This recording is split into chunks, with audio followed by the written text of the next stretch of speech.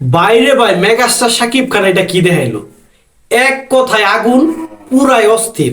আর রায়হান রাফি কেন তিনি সেরা, কেন বর্তমানে বাংলাদেশের 1 নম্বর ডিরেক্টর রায়হান রাফি, সেইটা কিন্তু তাণ্ডবে আবারও প্রমাণ করতে যাচ্ছে রায়হান রাফি।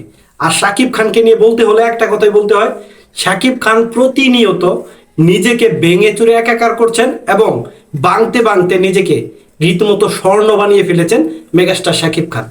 তাণ্ডবে কি থাকবে না?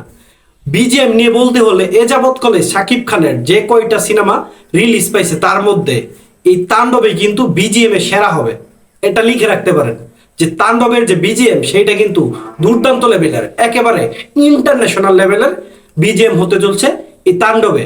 আর তাণ্ডবের 1.5 মিনিটে যা দেখাইছে রায়হান রাফি, এক কথায় রীতিমতো অস্থির। আবার একটা ব্লকবাস্টার সিনেমা হতে চলেছে মেগাস্টার শাকিব খানের তাণ্ডব, সেইটা আগামী ঈদ উল আজহায়। এবং শাকিব খান সেইখানে যা দেখাইছে, অস্থির অস্থির, আলাদা লেভেলের।